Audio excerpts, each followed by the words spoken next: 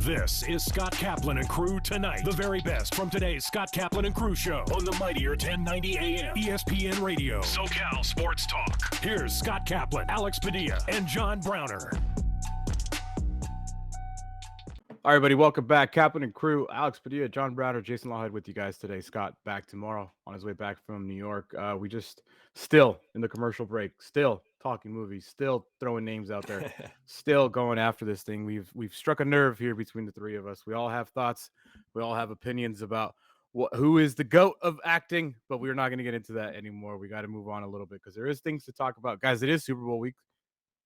So I know we're not in Radio Row, but I guess we should talk about the Super Bowl. That's happening tonight. LeBron might break Kareem's record tonight against Oklahoma. Maybe, possibly. Maybe. No. I mean, he's only 36 points away. So if you bought one of those tickets, you were pissed if he does it tonight.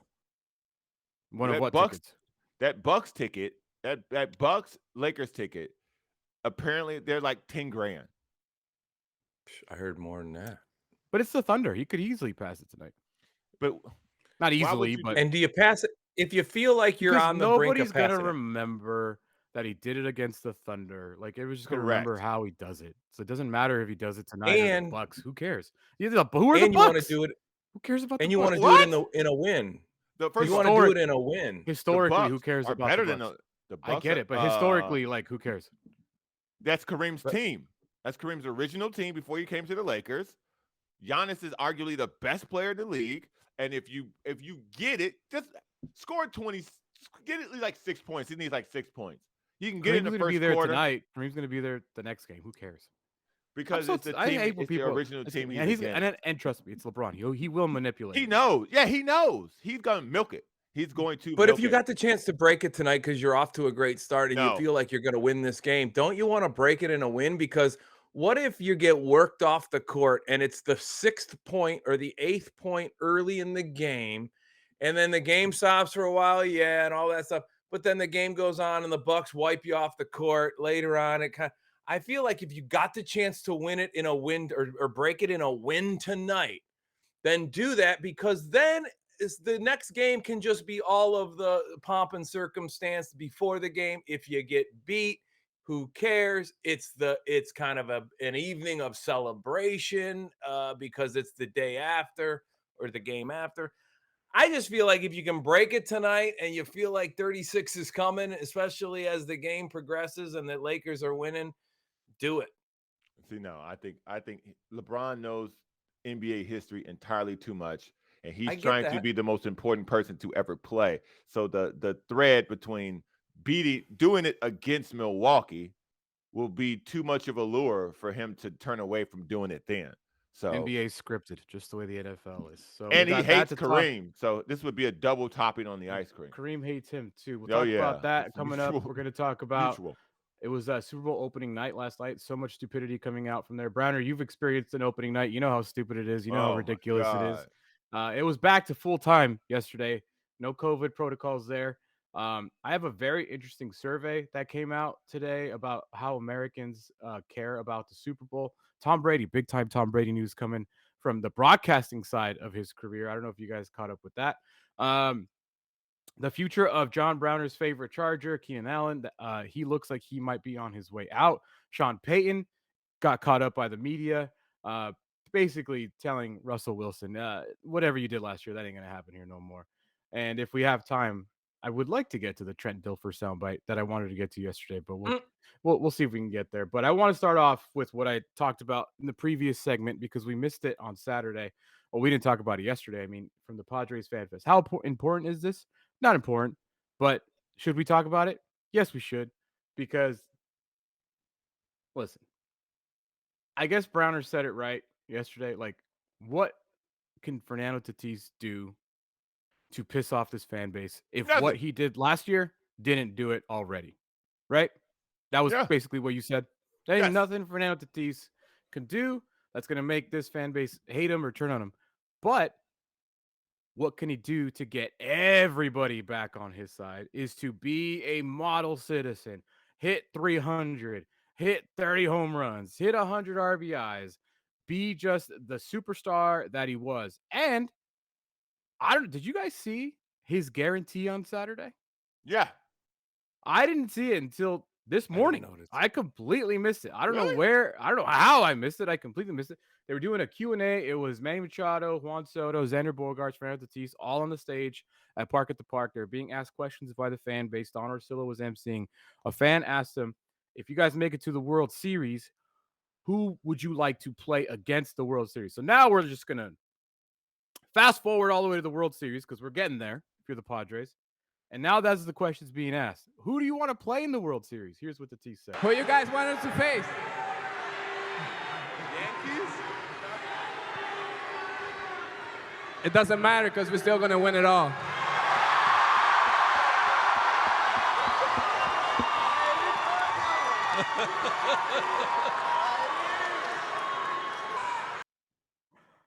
All right. Padres winning it all.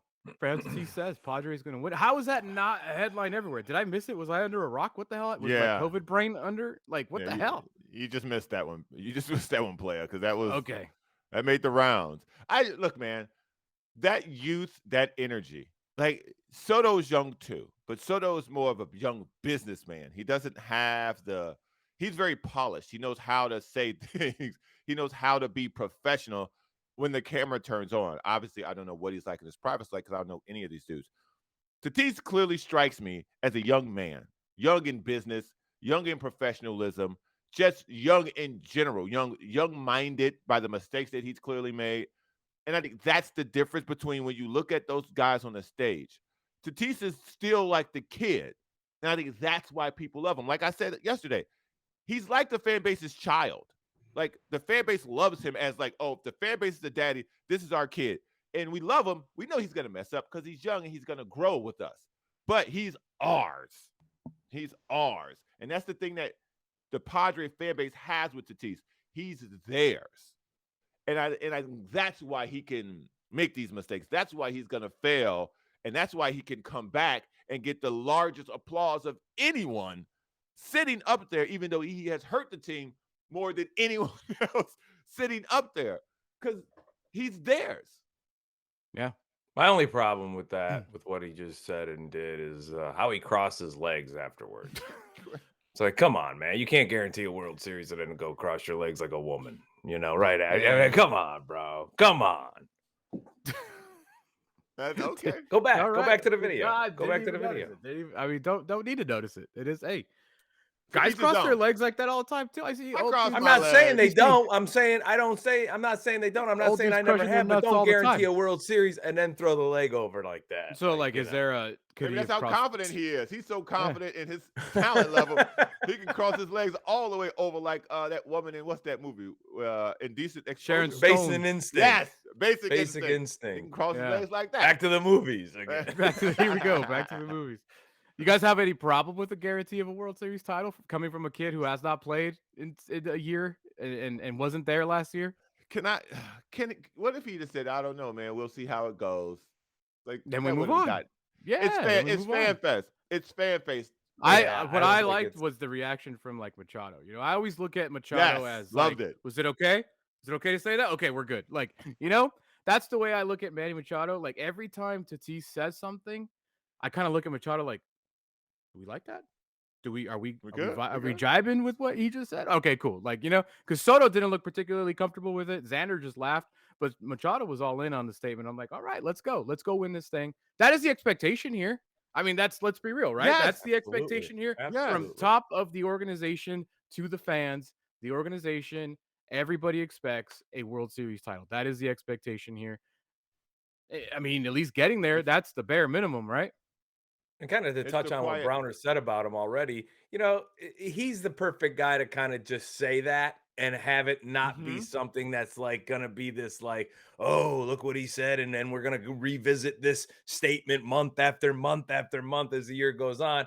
I think he's the perfect personality for everything he's been through. Had a Machado said that, as Browner said, had a Soto said that, then maybe the lens grows a little bit. Maybe you're like, whoa, what is this? These guys guaranteeing a World Series title? I think this was more of just a young guy having fun with a fan base. And I think Browner hit on it perfectly. He's like the kid for this franchise's fan base. This will not be bulletin board material. I'll put it like that. This is not something where people are going to be. No one in the Dodger organization is like, hey, put that up in a locker room somewhere. No one in the Giants organization like that is going to help them anyway. Put that up in a locker room somewhere. Like, guys are just going to take that as a fan fest comment. I mean, you would have been able to get something like that from the Dodgers if they wouldn't have charged you just for guys to speak into a microphone. So that must be hard. You might see that replayed again if the Yankees and the Padres do get on a collision course, or the Padres get on a collision course with anybody for a World Series title in October. Correct. You may see that, run through, but I don't think it's gonna hinder any. I don't think you're gonna really see it again. Isn't it funny how fan bases work? Because nobody has a problem with it because it was your guy that said it. But if like Freddie Freeman said it at their fan fest, we would have talked about it and hated it and be like, look at the cockiness coming from them. They still don't respect you. They still, even though you beat them in the playoffs last year, they still don't look at you. You're still a little brother. But the fact that's the who. Right. Yes. Right. That's exactly what I mean. Like, let's be honest, San Diego isn't one of those markets that the media zeroes in on, right? LA or in New York. It used to be that way. I don't think anymore. I think San Diego has the baseball world's full attention. And I don't think that could have been said any time before then. This year going forward, I think San Diego will have the baseball world's attention. They're now in the same conversation with the Dodgers and the Yankees and the Cardinals and the Braves and the Phillies. They're in that ballpark now where if you're going to talk about best teams in baseball, the Padres are involved in that. If you're going to talk about headline makers, the Padres are involved in that. Like the last, I think it's 3 off seasons, they've made news. Well, this is the biggest difference of ever is if you look at World Series odds, look what the Padres are. Look at it. There you go. They're 4th. Oh, so I forgot the Astros. Yeah, like they're in the discussion. I mean, obviously the Braves and the Dodgers had disappointing playoff results, but if you look at the National League side right now, don't forget about the Phillies. I mean, don't forget about the entire NL East, basically. Right. Mets. Except the Marlins. And then you look at, with the Dodgers. The Dodgers are still going to be a very good team. We could talk all we want about how they don't have this, they don't have that. They didn't get anybody, but they still are going to be a very good team. They still have like 2 MVPs on their team. They still have a stellar pitching staff. So, but you play them a lot less this year. You don't play them 19 times because you play everybody now. Then that's going to be really interesting to see. I read an article, very Browner. I don't know where your glasses are, but beep bop. The San Francisco Giants, who I guess notoriously the San Francisco Giants never leave the Pacific time zone because they host so many games because all the East Coast teams come to San Francisco and the West Coast early on in the season because the weather's still crappy in April over there. Right. Because of the new schedule, I think the Giants have like 6 home games the first month of the season. That's it. Like, so who knows what the new schedule is going to look like? I don't know if it's going to make a big difference, but you're not playing the Dodgers 19 times this year. I think you're only playing them like 9, 10, if I remember correctly. So there you go, Browner. Little schedule breakdown for you. How about we just, make baseball the experimental mouse in this cage and just get rid of all the divisions, get rid of the NL and the AL, have everybody play each other, and then at the playoffs have the best 8 teams play each other. I think that is where baseball is heading because the way that they now got every team playing each other, like then what's the point of the divisions? What's the point of the because you play your divisions more than you play because of travel. Oh, because you got to fill in 162. What you're saying is get rid of 162, play everybody once, and then move on. No. Cut it back into where there is instead of doing it National League, American League, and then breaking it down per divisions, you just quadrant it, which I guess that's basically the same thing. So never mind. He just made new divisions. I just made new. I just went. You could just go by league and conference. I just bebop myself into a corner. Yeah, you did. I always appreciate when you start something and you don't know where you're going to end up, but you find your way there. And you found yourself in a corner. Yeah, you just flame out. Nobody puts Browner in a corner except Browner. Except me. You flame out. You go, okay, you're right. Never mind. Keep going. You know what? Let's just stay as it is. Keep it the way it is. Whatever. But it'll be interesting to see. I mean, playing every team in baseball. So this year you're in New York. Next year the Yankees come here. Like that's. I think it'll be cool for the fans just to get. I mean, obviously when you're playing the Royals and the Indians and the Marlins and every other. I mean, the Indians are good, but I'm talking about like attraction It's maybe not the sexiest of matchups to bring here, but still got to. It'll be interesting. The great thing about this city is there's tons of transplant residents like myself. So when I go down to see the Indians, there's a lot of Indians jerseys in the crowd, whether you go to San Diego or Dodger Stadium or wherever they may roam. And that's the great thing about a lot of people that are from the Midwest. And those are really diehard fan bases. So they may not have the, headline attraction, but when they do come to your ballpark, you will see them, especially in cities like, the cities that people move to. I've, gone to Denver, and you'll see those types of teams from the East Coast, all over the stadium when they play the Rockies, because people have moved to Denver or Phoenix or San Diego, San Francisco. So that's the great part. It also this year, for the first time ever, I believe the Padres capped their season ticket holders because the demand for tickets is so high. Single game tickets went on sale today at 10 a.m. So those tickets this year, especially early on, will be pretty expensive and pretty hard to come by, I feel. So we'll see what it looks like at Petco Park every night. Remember last year? It would be like Monday night. There's still 35,000 people there. It is a different time to be a Padres fan. So anyways, I like that coming from Tatis. But you guys want to jump into LeBron and then move on to the Super Bowl, because you guys seem to be really, really invested into doing it tonight, not doing it tonight. When do they play the Bucks? Thursday? Is that their next game after today? Tonight's TNT, I'm assuming. Or is Thursday TNT? No, both of them are TNT because they don't. Charles Barkley is just going to throw out like all night for the next two times he has to work because he hates the Lakers. Oh my goodness, he does. He does hate the Lakers. I think that this is a Thursday thing, but I would be, correction. I'll be shocked if he got it tonight. I'd be shocked because LeBron knows the history of the NBA. Your boy Michael Wilbon caught up with LeBron James yesterday, and they talked about Kyrie. We'll get to the Kyrie stuff, I guess, but he asked him like, "Hey, you're about to break this record, man. If you could pick away a shot, a spot. I know you can't pick a defender because you got certain opponents, but what does it look like when you put it through the basket to pass Kareem?" I know what I don't want it to be. What? A free throw. That's good. Yeah, because you can't make them. Yeah, well, it won't be. That's what it won't be. Won't be a free throw. What was Michael Jordan's career free throw percentage? Was he good? I don't remember. Was he like? It was low. Yeah, 80s. I think he hovered around 80. Low 80s. Because for as great as LeBron is, my man, It's bad. So bad. Bad. So bad. I saw career this season 77. I was like, that seems high. That seems very high for him. I don't know what his career free throw. Anyways, but tonight the Lakers take on the Oklahoma City Thunder. That game's at 7:00. LeBron James is 36 points away from breaking Kareem Abdul-Jabbar's all-time scoring record. Kareem, will be in attendance tonight. If he doesn't do it tonight, he will be in attendance on Thursday against the Bucks. I get what you're saying. Like, yeah, if you're the NBA, the story, the whole magnitude of it all. Much better. Sure, it's because it's the Thunder. Better player.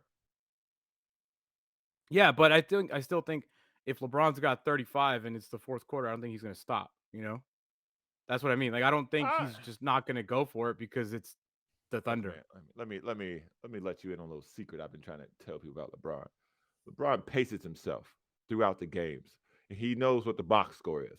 So I've watched LeBron play heavily the last 15, 16 years of his career.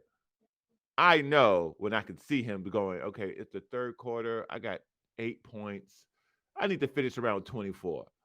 Let me start going to the basket relentlessly for 6 minutes to get to 20 points. He knows what he's doing. If LeBron gets to 20 points by halftime, watch how many passes, how many assists he has in the second half.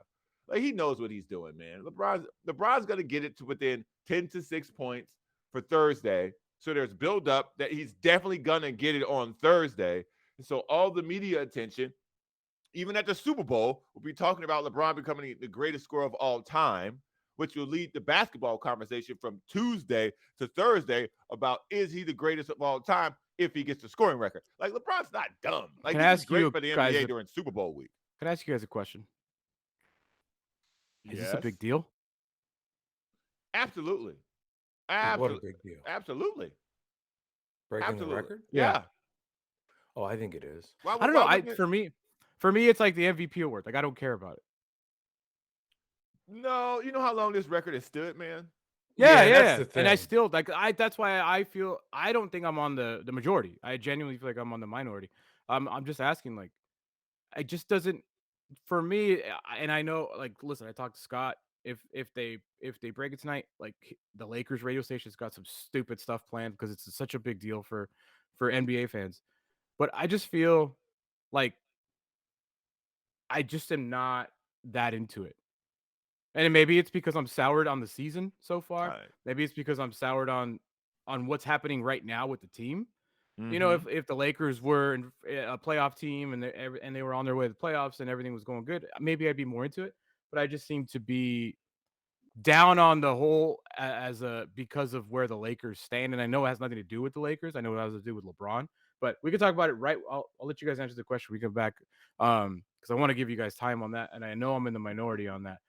We are brought to you by 7 Mile Casino. We're brought to you by iThriveMD. Check out KaplanandCrew.com. Click the iThriveMD logo so you can check out iThriveMD, iThrive Lean. $200 off for the first 3 months. I lost 30 pounds in 3 months. That could be you. Check them out. It's KaplanandCrew.com. We'll be right back. You're watching Kaplan and Crew Tonight, powered by the mightier 1090 AM, ESPN Radio, and Your View, featuring the best sports talk in SoCal. Brought to you by MedCline. Sleep better, feel better, live better.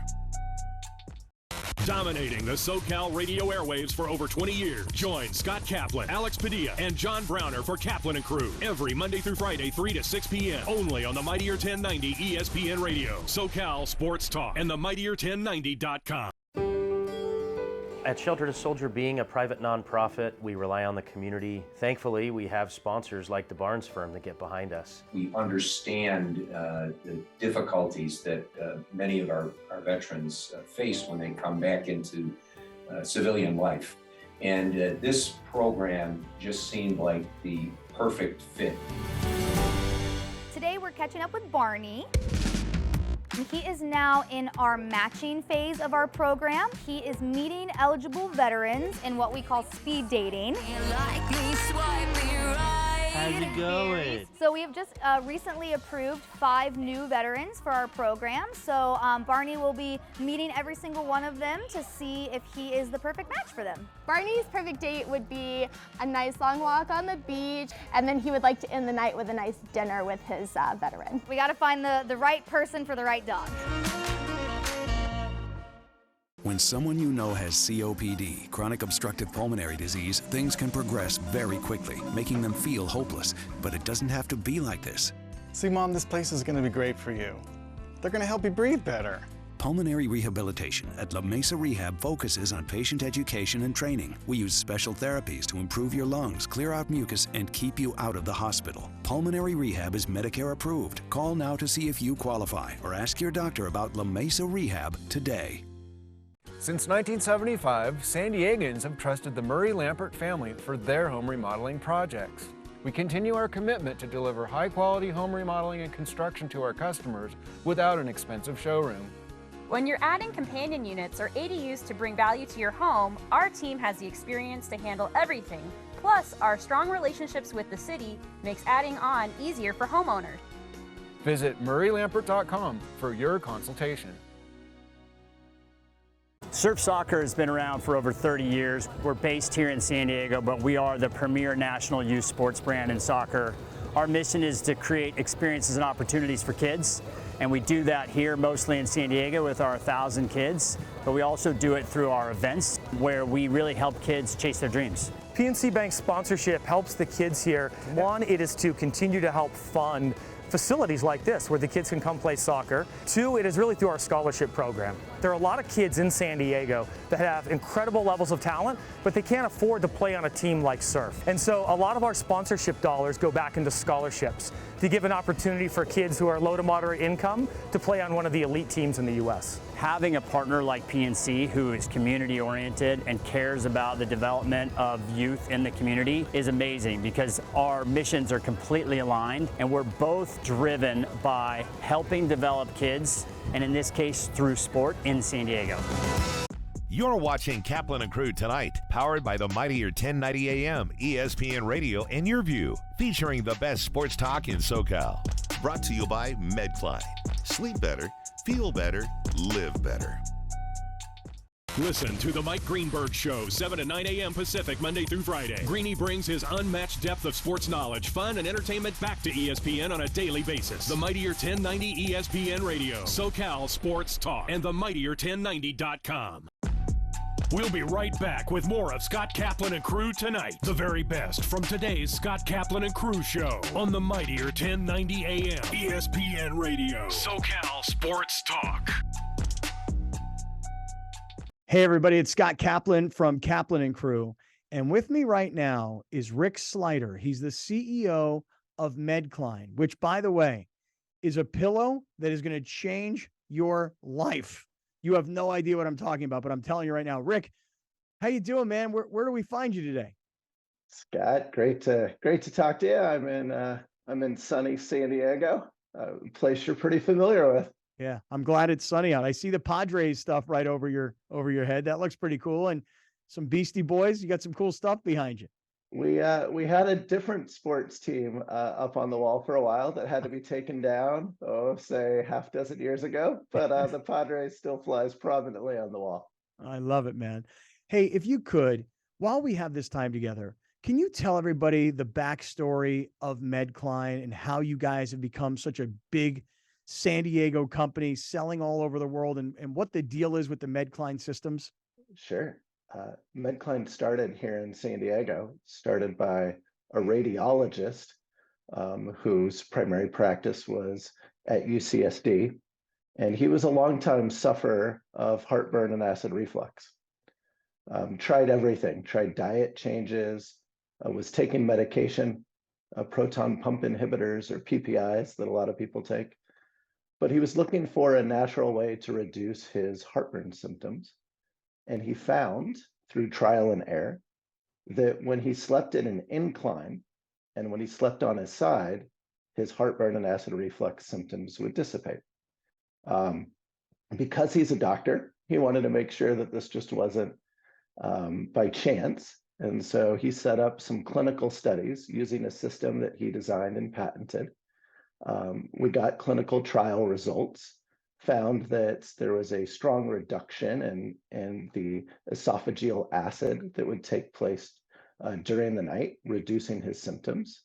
And with that, decided to create a product called MedCline and commercialized it a few years ago. And that is really how our company began, with his personal desire to stop his heartburn and reflux symptoms. That's amazing. It really is amazing. Like when you have something wrong, you're like, I'm going to fix this problem. But you know what's amazing to me is that acid reflux is a problem that obviously a lot of people have.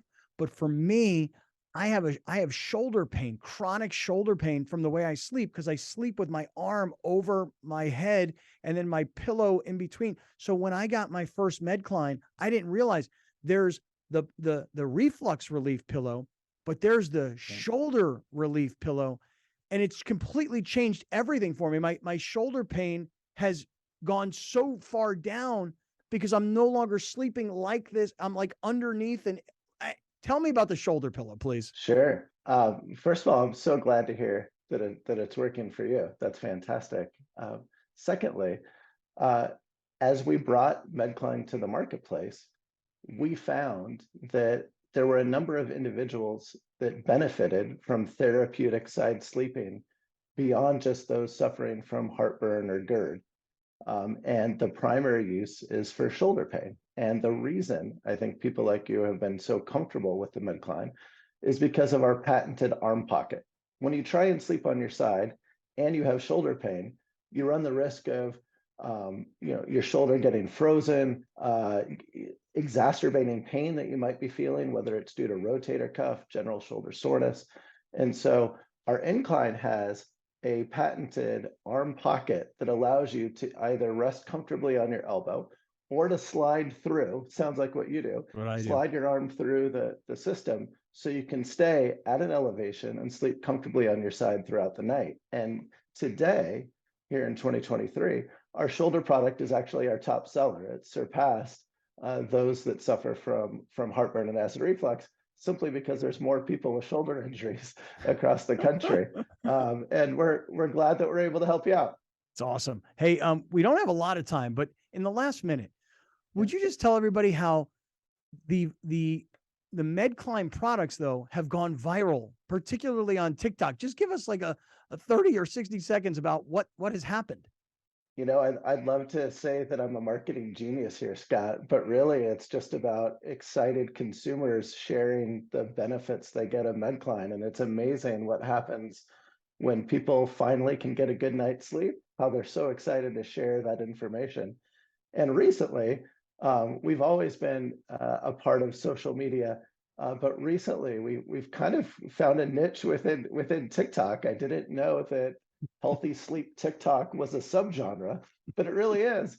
And with a few different posts, we've seen over just in the last 30 days, over 10 million people exposed to our MedCline products. So we're excited about the virality that this has created. I think it's in part because we have a 95% customer satisfaction rate. We know we can help people get a good night's sleep. It does take a while to adjust and sleep differently. But we're excited to see kind of the viral nature of our product grow, and we're excited to help out as many customers as possible. It's awesome. I want to encourage everybody who's watching right now, go to medcline.com, medcline.com. Look at the different products. Know you're supporting a San Diego company, and I encourage everybody, sleep better with our friends from MedCline. Drivers are getting in accidents at a rate we've never seen before, jumping 18% since 2020. There are higher incidents of speeding and more aggressive driving since the pandemic began. Please slow down and drive safely. It can save a life. An ADU is accessory dwelling unit, and it's become one of the most popular solutions to housing in the United States. We constructed this to provide housing for my mother, who is elderly. Well, I wanted to downsize. At my age, that's what I wanted to do. Eric engaged the services of Murray Lambert, a top building company. This is an 825 square foot structure, but it actually looks more like 1,000 because of the spatial considerations. Micah was great. He took the ball and ran with it and came up with this really great combination. It always appealed to me, high ceilings. It gives a sense of space, of openness, and I like that. Oh, I would give this experience a 10 for sure. Plus, 10 plus. From fitness to medical technology, explore how people are leading healthier lives on Your Health. Join Erica Cardenas as she introduces you to health experts and discover how our daily choices affect our well-being. Plus, learn simple tips for healthier living. Your Health, Sunday at 4:30 p.m. on YourView and YourView.com. Brought to you by La Mesa Rehab, improving the lives of those with all types of lung disease and long COVID symptoms. Surf Soccer has been around for over 30 years. We're based here in San Diego, but we are the premier national youth sports brand in soccer. Our mission is to create experiences and opportunities for kids, and we do that here mostly in San Diego with our 1,000 kids, but we also do it through our events where we really help kids chase their dreams. PNC Bank's sponsorship helps the kids here. One, it is to continue to help fund facilities like this where the kids can come play soccer. Two, it is really through our scholarship program. There are a lot of kids in San Diego that have incredible levels of talent, but they can't afford to play on a team like Surf. And so a lot of our sponsorship dollars go back into scholarships to give an opportunity for kids who are low to moderate income to play on one of the elite teams in the U.S. Having a partner like PNC who is community oriented and cares about the development of youth in the community is amazing because our missions are completely aligned and we're both driven by helping develop kids, and in this case through sport in San Diego. At the Barnes firm, we're seeing more pedestrian and bicycle accidents. Drivers are rolling through red lights, and distracted driving makes every intersection a danger zone for pedestrians. Look both ways when crossing, even if you have the right of way. Welcome back. This is Scott Kaplan and Crew Tonight. The very best from today's Scott Kaplan and Crew Show on the mightier 1090 AM ESPN Radio. SoCal Sports Talk. Here's Scott Kaplan, John Browner, and Alex Padilla. Welcome back, everybody. Kaplan and Crew, Alex Padilla, John Browner, and Jason Lawhead with you guys. The Crew, Scott, back tomorrow, flying in back from New York. He'll be back tomorrow, and then we'll get ready we'll jump more into the Super Bowl once we come around. Wednesday starts, practices pick up. We'll get into what happened at opening night last night. We'll talk about that here a little later on. I finished the last segment, by talking about LeBron James being 36 points away from breaking Kareem Abdul-Jabbar's all-time scoring record in the NBA. And I prefaced it by saying I don't think it's that big a deal because I am a Laker fan and I see the status of the Lakers right now. And my attention is on that. And I understand that I'm in the minority feeling that way, that I don't think tonight, if it's tonight or Thursday, I don't think it's a big deal. Maybe it's like my inner LeBron hater that's always been there, but I had to put it away because he's on the Lakers. But I don't know. I just think individual stuff like this doesn't really do a lot for me. It never has. I don't get bent out of shape about MVP. Browner, I hate GOAT talk about NBA. Who's better? It is my pet peeve that NBA coverage is always who's better. That's all they talk about on the NBA TV shows. Like, that is it. That's the only thing they got is who's better. Who's better? So I think it's all that combined. But you guys tell me. This is obviously a huge deal. Records has stood since the 80s. So am I just being stupid? Basically, am I just being a hater? Am I being a Debbie Downer? Am I just being a sourpuss because my Lakers are awful, or all the above? I think that your lack of enthusiasm for this moment is because of the way that the season has gone. And in addition to that, as much as LeBron being a Laker has had its ups for you and a lot of Laker fans, it's had a lot more downs than it's had ups. And so the record, if Kobe Bryant was going to get this record, you would be over the moon about it because, again, Kobe Bryant as a Laker, he's yours. This goes back to the Tatis conversation. LeBron's a mercenary. Yeah. He goes wherever the mission is, so to speak, okay? So the record is more of NBA based. It's a fan thing. I don't think this record is it's a LeBron Stan thing. Yes, it's not a feather in the cap. This is the cap. The other stuff he has done is the feather. This record is the cap that you put the feathers in. LeBron, really spawned this culture that with young people of I root for a player. Yes. Yes, LeBron really, really spawned that. And I don't understand that. I'm not, if you do that, do it, whatever. But I just don't get how I'm like, I don't like a team. I like this player and I'm going to follow this player. So I'll be a Cavs fan. I'll be a Heat fan. I'll be a Cavs fan again. And now I'm a Laker fan. I don't get that. And LeBron started that. He is the guy that started that. So now you got Russ stands. Now you got KD stands. Now you got Kyrie's got his own group. You know what I mean? So if you got a shoe deal, you got your own group. You got a group. The group starts with the shoe deal, the apparel, the logo. Once you get your own shoe deal with a logo on it, you got your own stand group. I think that this came from because a player that great, because it's undeniable how great he is, has never changed teams 4 times. This hadn't happened before. Yeah. A guy at that level, Kareem was on 2 teams, Jordan was on 2 teams, and one nobody even talked about. Well, Shaq, but that's a different type of player you're talking about. A little bit of Shaq, yeah. I would say he's the closest to that. Shaq was... Yeah, that's true. But Shaq was a Laker, right? He was a Magic, and he was great with the Magic. He became Shaq with the Magic. But I think when Shaq became Shaq, right?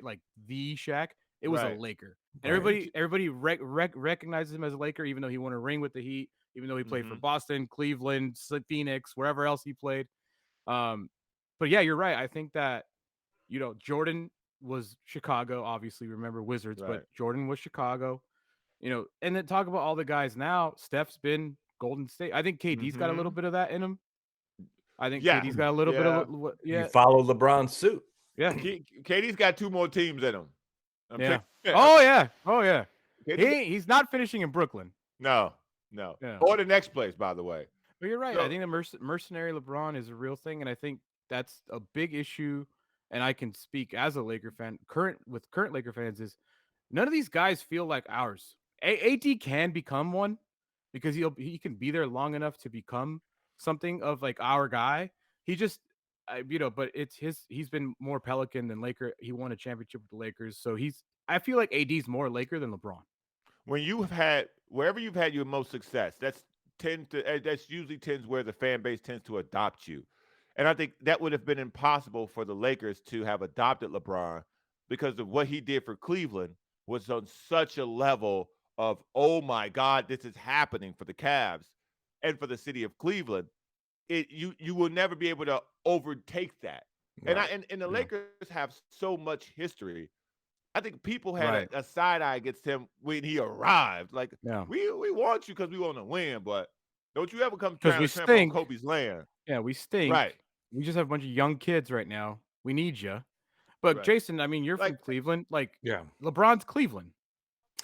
Yeah, and I think that even when, he had his success in Miami, they had already won a title with Dwayne Wade, who he went to play with. Without LeBron James, Cleveland never gets anywhere close, right? Whereas Miami already been there, done that. And yes, he brought them ultimate success again.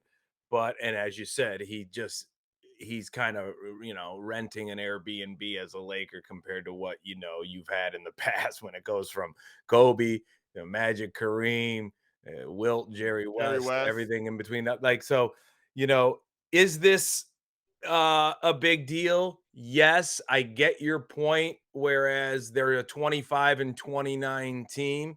I think we all for years have just been expecting when it was going to happen. So there isn't this big surprise revelation. I think for Lakers fans, it could be a bit of a downer in the sense that all the things you guys just cited and the bad record, whereas Jabbar broke it. They didn't win the title that year, but they were in the mix of 5 titles. They lost in the finals that year to the Celtics. But then the very next year, after Jabbar breaks it, at 38, he goes out and wins the finals MVP in the Boston Garden. I mean, to me, one of the mic drops of, if you want to argue eras and great players, the greatest of all times, Jabbar has that 85 finals MVP against the greatest front line ever, who are all in their Hall of Fame primes, and with so many Hall of Famers on the floor. I mean, he dominates that finals. And, to me, it's a bigger, I think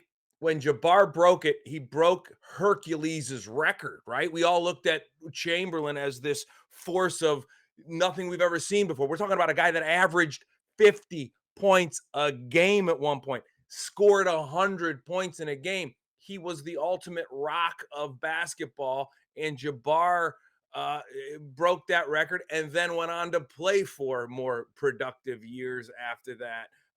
Whereas I think and then we kind of felt like, ooh, is Kobe ever going to get there? Is Jordan ever going to get there? There's only been 7 guys to score 30,000 points. Feels like LeBron has been destined for this record his entire career. And it's also the perfect record for LeBron because, let me preface it by saying this. Every NBA player is about themselves, but I've always felt as only one year did I ever think LeBron did it for somebody else other than him, and that was that year in Cleveland. But even then, that championship that he brought to Cleveland basically built his legacy in Cleveland. Like, now he is a god in Cleveland, will always be that in Cleveland. But for me, LeBron has always been, how can I make myself look good? How can I better my resume? How can I better my legacy? How can I better me? So this record just is perfect for LeBron because it's the most individual thing you could ever do. It'd be score the most points in NBA history. Who did it? LeBron James. And that's an interesting perspective because Jabbar, as dominant of a scorer he was through his years in Milwaukee and his early years in LA, he really did take a back seat to he decided, guess what? I'm not going to be the guy. I'm going to let the offense run through Magic. Guys like Worthy's going to get touches. He's going to get his points. Cooper, all these guys. And I'll be there. Yeah, and I'll be there to go throw it inside to me when we need to go get 2 all the time. And I'll go up and drag these young centers that were, the center era came in as Jabbar got older. He still held his own with these young studs. And so there's a lot to be said about Jabbar. And I know their relationship is, terrible, but terrible. Well, Kareem doesn't have good relations with anybody. No, he never did. I mean, he's always been in a kind of a different kind of breed. But I mean, there's a reason why, like, I don't even, does he even have a statue in front of his state? Yeah, he does. Crypto? He does. This is the problem that I have with people. I was just there. I didn't even see it. Yeah, he's got the sky hook. The sky hook. Okay. Oh, okay. Magic's got pushing the ball and dribbling the ball up the court. Yeah. The problem that I have with people's perception of Kareem is Kareem rose to prominence in the hardest time outside of slavery that it was for a black athlete. I mean, there were no black athletes during slavery, but when Kareem was coming up, the civil rights movement was in full swing. And there were so many people dependent on him, black people dependent on people like Jim Brown, Kareem Abdul-Jabbar, Muhammad Ali. There's so much weight and pressure on these dudes to be a voice. And so now that because of what Kareem was able to accomplish as an athlete and an activist, he sees these younger guys with way more influence, way more money, way more power, doing way less. And then the one who does, being LeBron, who's not afraid to say something, Kareem feels like he doesn't do enough. And I understand Kareem's anger towards these younger guys, especially a guy like LeBron. Kareem, by the way, also doesn't like Michael Jordan for the exact same reason. Because these guys have all this clout, they have all this power. And in Kareem's opinion, they don't use it for the people like he did. And what's interesting, too, is Kareem, obviously, he was the most dominant big man of his generation. But yes, there was no three-point line for him. He wouldn't have shot no threes anyway. No, he wouldn't have. But still, like, that's, he did it all around the paint, around the box. They did it two totally different ways. LeBron is not a premier three-point shooter by any means, but he's made, I have to look it up, but thousands of 2,000 or so, 3,000, 3,000 maybe, close to 3,000 3 points. I mean, Kareem is really crazy when you think about Kareem's career. Like, if you look at how the game was in Milwaukee and how the game was in his final years with Showtime, it's a different game. It's a completely different game. Completely different game. But I'll tell viewers to do themselves a favor and go YouTube some of Kareem's early days in Milwaukee if you can find some of those games and see how athletic this guy really was. I mean, there are games where Kareem could wipe a defensive rebound off the glass, put it on the floor, and go coast to coast. When nobody ever seen that before. And, he had a jump shot. There's the old video. Yes, the sky hook one after the other. It was unstoppable. But you could send him out on the elbow 16, 17 feet out, and Kareem could knock down a squared up, textbook-looking jump shot. He had so many skills defensively in the low post.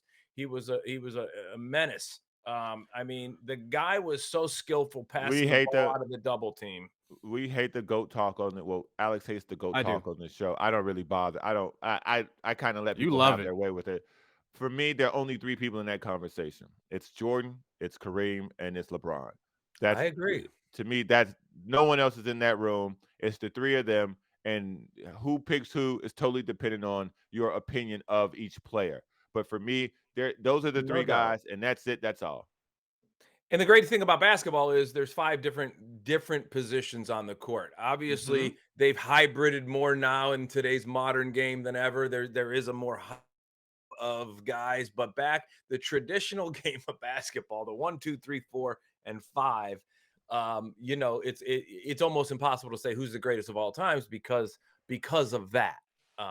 Whereas, and they're 3 totally different players, by the way, and which goes to Jason's argument. They're not even roughly the same player. Like LeBron and Jordan are closer than Kareem are to the other two because of the way the style of the game transformed into. But Kareem's style of play, totally different from Jordan's style of play, totally different from LeBron's style of play. So it's hard to even get into that discussion and get any real nuance without people's feelings getting in the way because of they saw said person do said thing. I've watched almost all of LeBron's career because I finished it, obviously. And I watched pretty much all of Michael Jordan's career. And so I didn't get a chance or opportunity to absorb a lot of Kareem's career. But would have been on tape delay. Exactly. Yeah. So I think that's one of the things that I find the best about it, that I lived in probably the greatest time to be an NBA fan.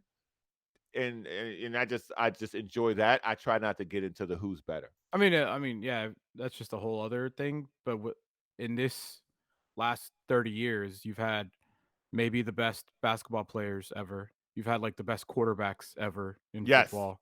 And in baseball, obviously Babe Ruth always has this like aura around him. Willie Mays. But right, but Barry I think Bonds. yeah, we lived through this. I was literally about to say we lived through the steroids era, which produced the best numbers ever in baseball. So I just feel like in these last 30 years, we've seen sports become modern. We've seen sports, the modern day athlete we see what they can become and that top physical peak conditions where LeBron spends $1 million on his body a month or a year, according to him.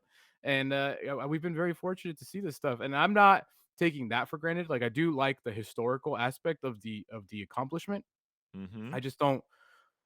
I always go back to it as a Laker fan. I'm just upset that we suck, and I feel like it would be so perfect if he scores 40 tonight and we lose by 5. You know, like that just like that would be like that's kind of what I'm expecting somehow. I don't know, but whether he does it tonight, whether he does it on Thursday, we'll see. But I mean, I'm going to tune in. Just because it's bad for me. Basketball season is here. You know, the playoffs, trade deadline is like the start of basketball season for me. I'm all in on it now. So Thursday is the trade deadline. Maybe he'll be motivated. Maybe they'll go get freaking. I mean, it's not Kyrie. Did you see this, by the way, with your boy Michael Wilbon? Did you see this interview yesterday? LeBron did. So Michael Wilbon interviewed LeBron James, asked him about not getting Kyrie, and of course LeBron not thinking about anybody other than himself. Well, definitely disappointed. I can't sit here and say I'm not disappointed on not being able to land such a talent, but someone that I had great chemistry with, and know I got great chemistry with on the floor that can help you win, championships in my mind, in my eyes. But my focus is shifted now. My focus is shifted back to where it should be, and that's this club now, and what we have in the locker room. That's a quick pivot, LeBron. It's a quick pivot. It don't take me long. It don't take me long. I don't get too excited about the possibilities of things that can be. I kind of envision myself on what it can, but I don't invest it all the way until I know it's happening. Okay. And when it does not happen, I'm back locked in on the job at hand. So, we had an opportunity. I think our names was out there. The Lakers. Anyway, so it's funny because I love this guy, man. I said he only thinks about himself. It's funny because it's true. Like, listen, it's true. You can see it as he's answering the question. Obviously, you bring Kyrie in, you're competing for a different level. Right now, the team you have, you're competing for a play-in spot. And I understand that, and I'm not an idiot to that. But to now go back into the locker room last night after doing that interview and looking at every guy that you wanted out of there. Austin, peace out. Christy, peace out. Lonnie, peace out. Oh, let's go practice. It's just like this dude has never been happy anywhere. He's never been content anywhere. Like ever. Like this guy has had Dwayne Wade, Chris Bosh, Kyrie Irving, Kevin Love, Anthony Davis. Like name the guys. The guy's been surrounded by, and he's never been happy. Never. The guy's got 4 championships. He's never been happy with the current roster ever. He's never been happy with the coach. He's never been happy ever. It's so freaking tiring, dude. He made this team. He brought Russell Westbrook. He made his team bring Russell Westbrook. You got Anthony Davis. It worked. And guess what? You weren't happy. Let's tear this roster apart. Let's get rid of this coach. Let's go bring my guys in and let's go try it my way. Yeah. And he's still not happy. That's what's so frustrating about this dude. It's a good point because if Jabbar had that in him, Jabbar would probably have about 43,000 points right now. He would. If Jabbar was like that, he could have said in year 2, get me out of LA. I'm not playing with Magic. Go send me somewhere else. I'll go to Utah and I'll score 35 a game. Yeah. I mean, really, at the end of the day, I don't like this young guy. I don't want to be a part of it. Go get me somewhere. But Jabbar did what do you need me to do? Give the team to the young guy. I'll still be a dominant guy. So that's an interesting take, Alex. The wandering eye of LeBron will always be his greatest weakness. Yes. The wandering eye of LeBron will always be his greatest weakness. Isn't it crazy though, dude? This is a dude like Browner. Like this is a dude that had it all in Miami. Had the best coach, had the best organization, teammates, best GM. He was the king of Miami in South Beach, and he was like not good enough. I can tell you right now from people who I know who have played in the league. He literally didn't want Pat Riley to tell him no. Right. The structure that Miami had created is what he frowned upon and what he did not want. He wanted to do it his way with zero guilt and or blame. And when Pat Riley would tell him no, when he tried to get Eric Spoelstra fired, Pat Riley told him no. Like, there were multiple times where LeBron was told no by Pat Riley personally, and also about the people around LeBron. Taking a separate bus to games with his crew, or having his crew on the button. Pat Riley said you're traveling with the team and you're not bringing any hanger-ons. That all those things that Pat Riley knows builds better culture for teams. LeBron and the business side of LeBron did not want that to be interfered with, and Pat Riley don't play that, and that's what led to them. And being the Lakers separate. do, and the Lakers do. The Lakers we'll talk are more a about that. Whorehouse. Okay, we'll talk more about that. Probably not, but the whorehouse part. We'll talk more about other things when we come back. This is Kaplan and Crew, kaplanandcrew.com. You're watching Kaplan and Crew Tonight, powered by the mightier 1090 AM, ESPN Radio, and Your View, featuring the best sports talk in SoCal. Brought to you by MedCline. Sleep better, feel better, live better. Locally owned and operated, not some bland, uninspired, corporate, cookie-cutter radio station crap. We simply say to those stations, Q. The mightier 1090 ESPN Radio, SoCal Sports Talk. Murray Lampert now brings architectural and interior design to a whole new level for your remodel, ADU, or whole house build. We're truly a team at Murray Lampert Design, Build, Remodel, and we don't take that lightly. Visit murraylampert.com. This is a huge wall. I'm sure it presented some challenges. You're right, Sarah. And what it was in the model we noticed there it was too much wood. This was supposed to be clad. And with the beautiful stairs and railings, we realized that we need to come up with a different finish. So we used these reglets that are metal with the drywall, and it gave it this grid look that also matches up with the beams. Wow, that came out beautiful. If you want to see how they conquered more design challenges, check out Our Family, Your Home. When you're in pain, you need physical therapy that works, but you want to feel safe during these times. At La Mesa Rehab, your health is our business. We screen each patient, provide masks, and constantly sanitize our private individual treatment areas so you can focus on healing. The foundation of our physical therapy is education. Our therapists care and guide you through the healing process. Ask your doctor about La Mesa Rehab. The best care you can have at La Mesa Rehab.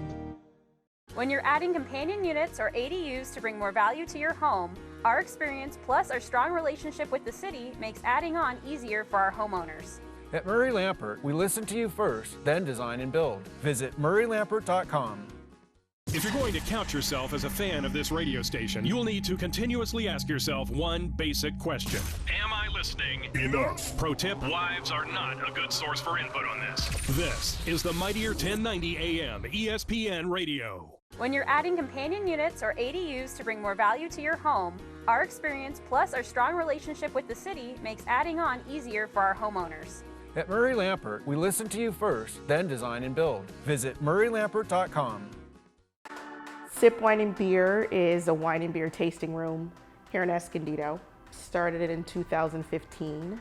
I wanted to start a business, and I wanted to create a space where we could talk about wine. And so when you come here, you get to veer off the beaten path and try brands that you do not get anywhere else. It's a blend of Chardonnay and Pinot Noir. Fast forward to 7 years, I've been able to be sustainable in doing that, and that is now evolved to Fresh Glass. Denise Clark found a passion for winemaking later in life. We created this docuseries to tell the stories of women and BIPOC innovators in food, beverage, and entrepreneurship that aren't visible in both our society or in mainstream media. Sponsored by The Barnes Firm. Proud to support Black History Month. Car crash? Call 1-800-8-MILLION for a free consultation. Hey everybody, this is Scott Kaplan from Kaplan and Crew Tonight here on Cox Your View. Just want to tell everybody that Cox TV home base throughout Southern California. But you can get us on radio on 1090. You can get us on our YouTube channel, all the different audio podcast platforms. And I want to say thank you very much to a San Diego-based company that's selling all over the world. That's MedCline, MEDCLINE, medcline.com. They're going to change the way you sleep. They're our sponsor this month, and we appreciate you guys. Visit medcline.com. Thank you for joining us. Catch Scott Kaplan and Crew tonight from 7 to 8 p.m. Pacific every Monday through Friday. The very best from today's Scott Kaplan and Crew show on the mightier 1090 AM ESPN Radio, SoCal Sports Talk.